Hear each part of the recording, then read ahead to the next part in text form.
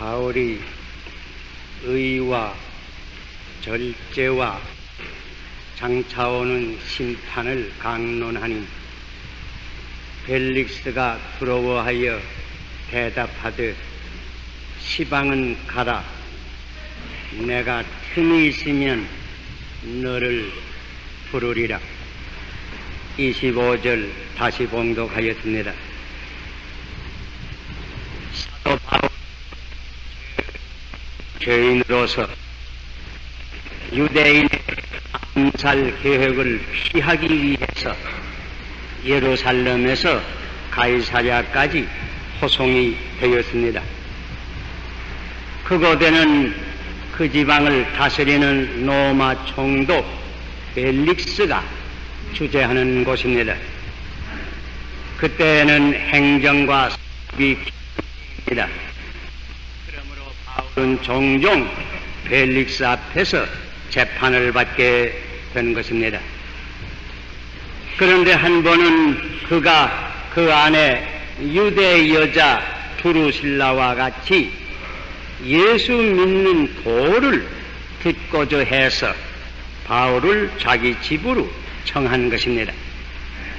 그리해서 사도 바울은 그 앞에서 설교를 하였습니다. 그 설교의 대지가 25절에 있습니다.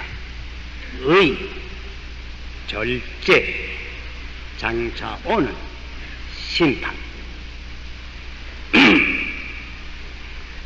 벨릭스가 어떤 사람인가 하는 것은 우리가 사도행전을 읽어도 다소 짐작할 수 있는 것입니다.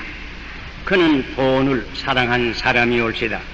그리해서 심지어 바울에게서도 혹 돈을 받을까 해서 자루 청했다 하는 이런 구절을 찾아볼 수 있습니다. 고대 역사가 조시퍼스 또는 테시터스를 통해서 우리는 좀 더 그 인물에 대해서 자세히 아는 것입니다. 그는 본래 로마 황제의 종이었습니다. 그러나 그는 아첨과 간교한 사교술로서 자유의 몸이 되었습니다. 그 후에 높은 벼슬 자리에 오르게 되었습니다. 그리고 유대 총독에게까지 올라가게 된 것입니다. 역사가 테시터스는 그에게 대해서 이렇게 기록하였습니다. 그는 종의 정신으로 포학과 욕심으로 통치하였다 하는 것입니다. 또 그 아내라고 하는 두루실라는 본래 다른 사람의 아내이었는데 그를 꿰어내서 자기 아내를 삼았다고 기록하였습니다. 바울이 이런 이들 앞에서 설교를 하였습니다. 이 내용은 물론 벨릭스와 두루실라에게 매우 적절한 교훈을 준 것입니다. 그러나 사실은 어느 시대 누구에게나 매우 적절한 교훈이 옵시다. 특별히 현대인에게 그러한 줄 생각합니다. 그러므로서 그 내용을 이 시간 잠깐 생각하는 가운데 하나님께서 오늘날 우리에게 은혜 베풀어 주시기를 바라는 것입니다. 첫째는 의에 대해서 강론을 한 것입니다. 베드로와 요한이 예루살렘 공회에 집회가서 복음을 전하지 말라고 위협을 받을 때에 사도행전 4장 19절을 읽어보면 그들은 이렇게 대답하였습니다. 하나님 앞에서 너희 말 듣는 것이 하나님 말씀 듣는 것보다 옳은가 판단하라. 옳은가 판단하라. 베드로와 요한은 무엇을 하든지 옳은가, 하나님 앞에서 그 일이 옳은가, 옳게 항상 살려고 힘을 쓰니 드립니다.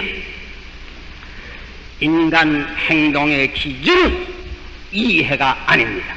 이하냐 해로우냐 그것이 아닙니다. 득실도 아닙니다. 무엇을 얻느냐 잃느냐 그것도 아닙니다. 불편도 아닙니다. 편리하냐 불편하냐 그것도 아닙니다. 불쾌도 아닙니다. 쾌하냐 불쾌하냐 거기도 있는 것이 아닙니다. 인간 행동의 기본적인 기준은 그것이 옳으냐 옳지 않냐 의냐 불이냐 거기에 있는 것입니다. 시편 119편 137절에 여호와여 주는 의로우시고 주의 판단은 정직하시니이다. 시편 97편 2절에 의와 공평이 그 보좌의 기초로다. 하나님은 의로우신 하나님이 오시다. 그러므로 하나님은 우리 인간들에게도 의를 요구하십니다. 그러므로 예수님께서도 산상보훈에 너희는 먼저 그 나라와 그 의를 구하라고 말씀하셨습니다.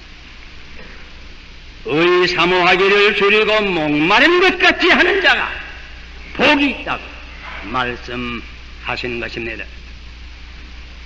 인간은 먼저 하나님과 옳은 관계를 맺어야 합니다. 의가 있어야 하는 것입니다.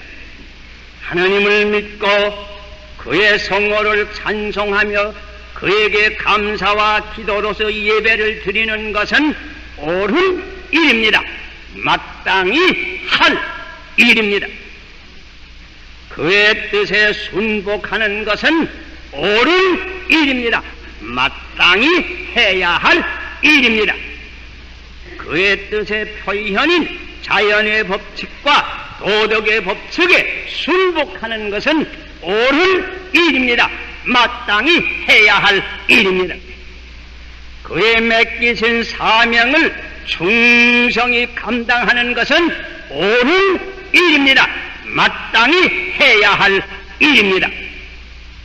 신인 간에 의가 있어야 하는 것입니다. 그러나 둘째는 인간은 서로 옳은 관계를 맺어야 합니다. 대인관계에 있어서 의가 있어야 합니다. 부부간에도 옳은 관계를 가져야 합니다. 불륜의 행동은 이 관계를 파괴하는 것입니다. 사실 그때 펠릭스의 가정은 불의의 가정이었습니다. 부모와 자녀 간에도 이 의가 있어야 합니다. 자녀들이 부모에게 효도를 하는 것은 의입니다. 옳은 일입니다. 그러므로 성경은 권면합니다. 자녀들아, 주 안에서 내 부모를 순종하라. 이것이 옳으리라. 옳다고 의라고 말한 것입니다. 요새 어떤 잡지를 보니 어떤 나라에서는 자녀들이 부모를 가르치려고 한다고 보도가 됩니다. 혹 그런 면이 있을 수 있겠지요. 그러나 그것은 원칙은 아닙니다. 부모가 자녀를 가르치는 것이 옳은 일입니다. 요새 어떤 학생들은 스승을 가르치려고 하는 학생들이 혹 있다고 하는 말이 들립니다. 그러나 그것은 원칙이 아닙니다. 스승이 학생을 가르치는 것이 옳은 일입니다. 요새 어떤 이들은 의와 불의, 정과 부정, 순결과 불결, 선과 악의 영원한 도덕의 법칙을 무시하려고 하는 이들이 있는 것 같습니다. 무시하려면 무시할 수 있습니다. 그러나 알 것은 그렇게 하면 손해는 내가 봅니다. 자연 법칙을 무시하고 살려면 살 수 있습니다. 당분간. 그러나 깨달을 것을 소hen 내가 봅니다. 사람 쇠의 의를 거절하면 소hen 내가 봅니다. 더욱이 상거래에 있어서 의가 있어야 합니다. 가격만큼의 상품을 줘야 할 겁니다. 상품만큼의 가격만 받아야 할 겁니다. 또 어떤 사람에게든지 같이 받아야 합니다. 노자 관계에도 의의가 있어야 합니다. 부익부, 빈익빈에 이 빈부의 격차가 심하여지는 것은 무슨 이유인가? 노자 관계에 의의가 켜려드는 까닭입니다. 다시 말하면 불의한 일을 하는 사람들이 있는 까닭입니다. 일반 행정은 물론 특별히 사법 그 재판에 있어서 의의가 있어야 합니다. 부정부패는 의의가 없다고 하는 말입니다. 이 설교는 벨릭스뿐이 아니고 오늘의 위정자, 법관들, 모든 우리 국민 하나하나에게 필요 적절한 교훈입니다. 먼저 그는 의의를 강론했습니다. 둘째는 절제에 대해서 강론했습니다. 절제는 인간의 본능과 욕망을 인간의 이성과 양심과 또 하나님의 법에 의지해서 규제하는 것을 의미합니다. 본능은 본래 하나님이 주시는 것입니다. 욕망도 본래 그러합니다. 그러나 인간은 본능, 욕망 그대로 살아서는 아니 되는 것입니다. 그것은 짐승의 생활입니다.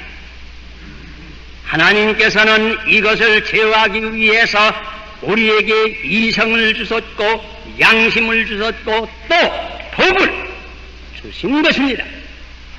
이것들을 제어하면서 사는 생활을 절제라고 하는 것입니다. 옛날부터 내 자신을 알아라 하는 권면은 매우 좋은 권면입니다. 특별히 자신의 약점을 아는 것은 귀한 일입니다. 그러나 이건 많은 부족합니다. 자신을 제어할 줄 알아야 합니다. 한 걸음 더 나가서 자신을 이길 줄 알아야 합니다. 그러므로 우리 동양에서는 옛날부터 극기라고 하는 것을 아주 귀한 덕으로 인정하여 내려온 것입니다. 그러므로 주님도 누구든지 나를 따르려거든 자기를 이기고 제 십자가를 지고 나를 쫓으라 말씀하시는 것입니다. 모든 일에 절제가 필요하나 특별히 먹는데, 입는데, 일반 생활에 절제가 아주 필요합니다. 필요한 것만 먹고 먹으리만큼 먹는 것이 절제입니다. 이불이만큼 입는 것이 절제입니다. 너무 많이 입는 것은 무절제입니다.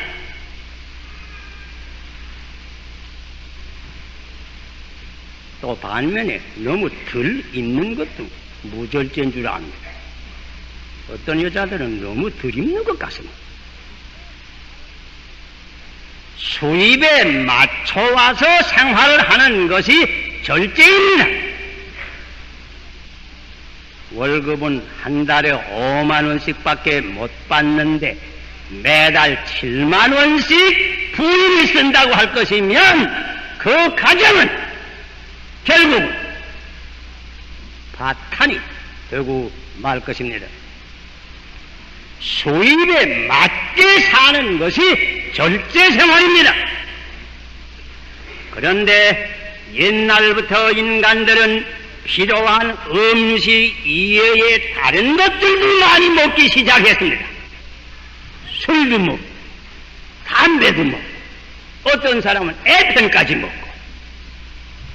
요새 서양의 젊은 애들 가운데는 소위 환각제라고 해서 LSD니 마리후아나니 이런 것들을 먹는다 하는 보도를 우리가 읽고 있습니다.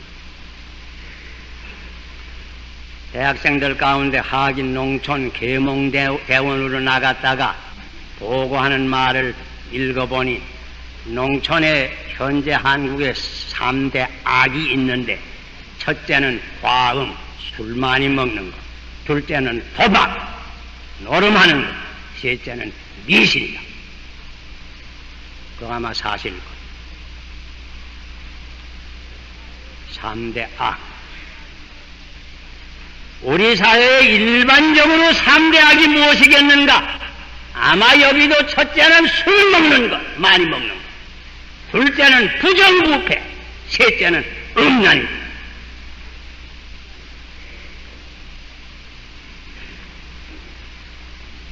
옛날부터 내려오는 아랍 사람의 이야기 가운데 이런 이야기가 있습니다. 한 번은 악한 마귀가 어떤 아랍 사람에게 와서 당신에게 이 앞으로 큰 화가 내립니다. 당신이 그 액을 피하려고 할 것이면 내가 말하는 3가지 가운데 1가지는 해야 됩니다. 말했다고 합니다. 그러니까 그 사람이 하는 말이 그 3가지가 무엇입니까? 하나는 당신이 당신의 종 가운데 하나를 죽이든지, 또 하나는 당신의 아내를 때리든지, 또 하나는 큰 술병을 하나 가지고 와서 이 술을 한 병 다 먹든지. 그러니까 이 사람이 가만히 생각해 보니 죄 없는 종을 죽일 수 없고 살림살하는 부인을 때릴 수 없고, 결론이 그 술이나 주시나 술이나 그저 못 갔습니다. 술병을 받았다고 합니다. 술병을 받아 잔뜩 먹은 다음에 잔뜩 취했습니다. 공연히 트집을 잡아가지고 살림살한 아내를 때리기 시작했다. 그러니까 종이 보다 못해 너무 참 기가 막혀서 죄 없는 아내를 왜 때립니까? 고민하다가 네 놈이 뭐에게 나에게 대들여 종을 때려 죽였단 말이야. 그러니 술 한 병 받아 먹고서는 아내도 때리고 종꾸지 죽였단 말이야. 간단한 얘기나 술의 영향이 어떻다고 하는 것을 우리에게 주는 말입니다. 술이라고 하는 것, 만죄의 어머니가 된다고 하는 말이 그 말입니다. 술 먹고 협잡합니다. 술 먹고 음란한 일 합니다. 술 먹고 부정부패한 일을 하는 길. 전에 알렉산더 대제가 33살 날 때에 온 세계를 다 정복하고 그 다음엔 더 정복할 나라가 없어서 통곡을 했다고 합니다. 그런 사람이 하루 떠나본 친구를 모아놓고 요새 말로 대포로 술을 마시기 시작했습니다. 밤새도록 마셨습니다. 마지막에는 주독으로 말미암아서 쓰러져 죽었습니다.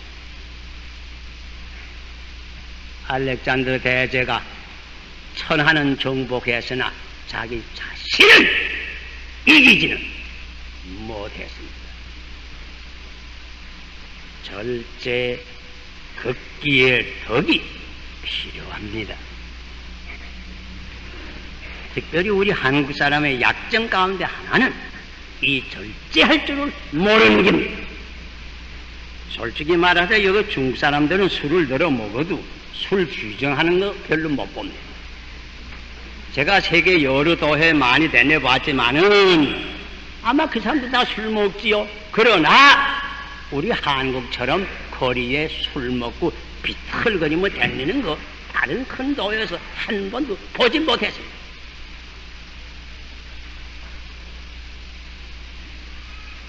서울거리에 다녀보세요. 특별히 저녁거리에 다녀보세요. 어떤가? 부끄럽습니다.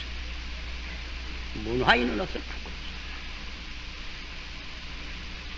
우리들의 이 약점을 잘 알고 초대 선교사들과 선배 목사님들이 그러므로 우리 교회 안에서 특별히 금주 단연을 엄격히 실행하도록 가르친 것입니다. 이것은 우리 한국 신교의 아름다운 전통을 이룬 것입니다. 우리 믿는 사람들이 금주 단연의 깨끗한 생활을 하는 것은 우리 사회의 맑은 새 물결이 되는 것입니다. 복음 전도에 큰 도움을 준 것입니다. 우리는 이 아름다운 전통을 지켜야 할 것입니다. 몸은 성령의 전이 올시다.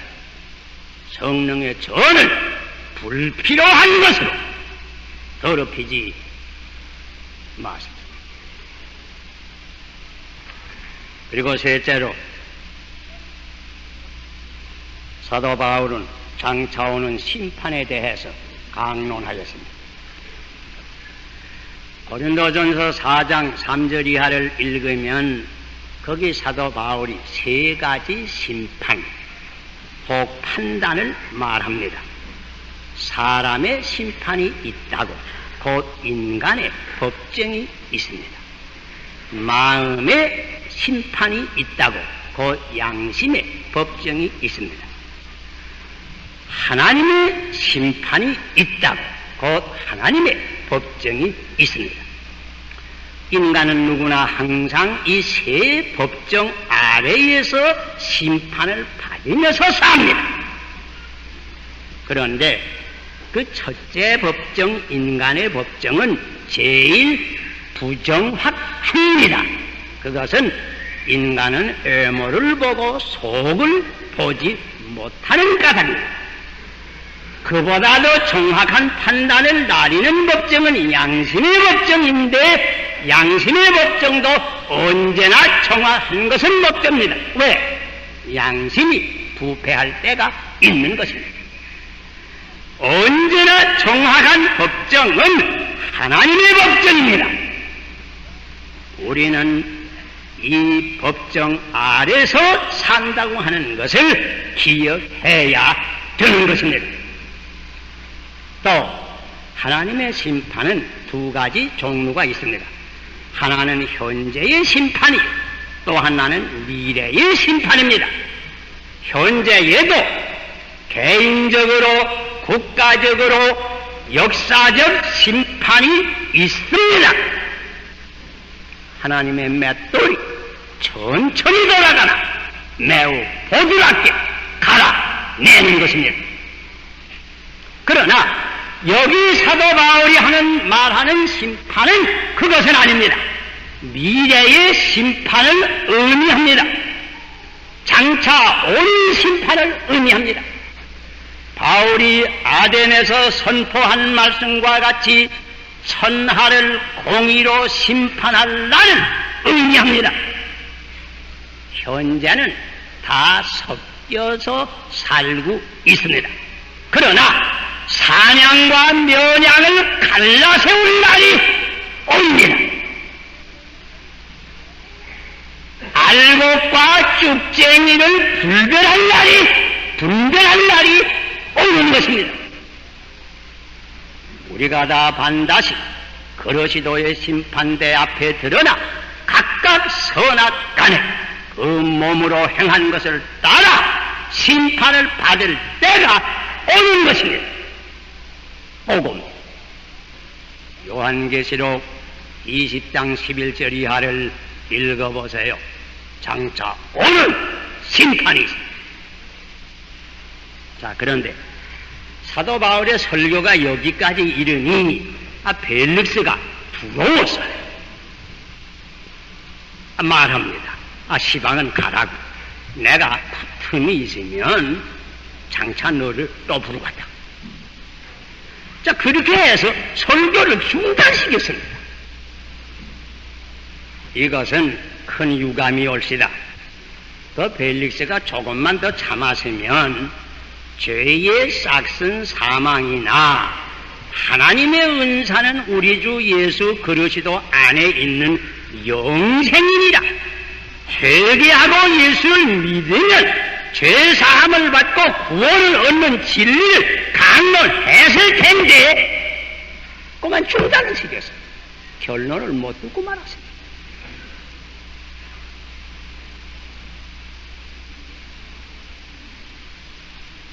설교는 그러기에 끝까지 잘 들어야 합니다. 벨릭스는 이렇게 해서 연기함으로 회개의 기회를 그만 놓치고 말았습니다. 성경에 말합니다. 너희는 여호와를 만날 만한 때에 찾으라. 가까이 계실 때에 그를 부르라 했는데 벨릭스는 만날 만할 때에 찾지를 못했습니다. 가까이 계실 때에 부르지를 못했습니다. 그리해서 역사상 가장 위대한 전도자의 설교를 들었건만 회개하지를 못했습니다. 악한 법관으로 역사에 남았습니다. 그의 육과 영은 영원한 멸망을 당하고 만 것입니다. 여러분, 구원의 기회를 놓치지 않으셔야 됩니다. 지금이 은혜 주실 때요, 오늘이 구원의 날입니다. 회개를 내일로 연기해서는 아니 됩니다. 내 생명이 무엇이뇨? 잠깐 있다가 없어지는 안경이다. 우리는 내일 무슨 일을 당할는지 모릅니다.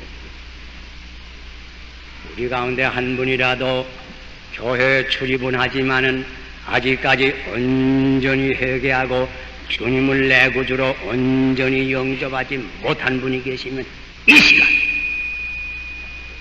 마음 문을 열고 주님을 영접하시기를 바랍니다.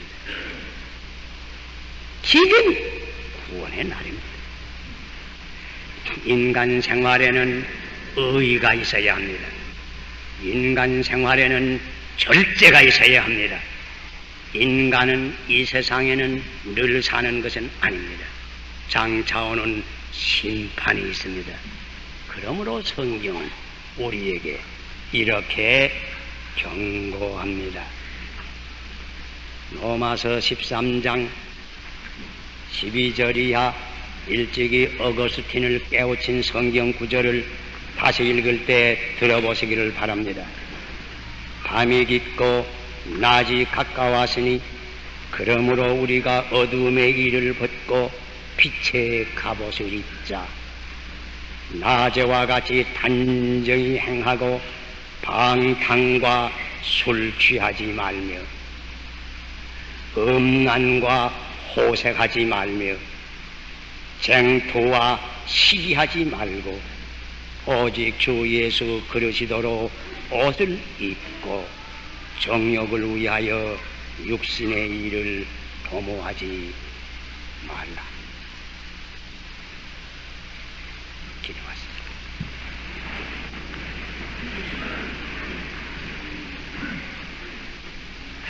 아버지시여, 저희들은 이 시간 의와 절제와 장차 오는 심판에 대하여 들었습니다. 벨릭스처럼 회개의 기회를 놓치지 말고 이 시간 회개할 것을 온전히 회개하고 주님을 영접하고 잠깐 되는 이 세상에 영원한 생명을 얻을 수 있는 저희들 되게 하여 주시옵소서. 예수님 이름으로 기도하옵나이다. 아멘.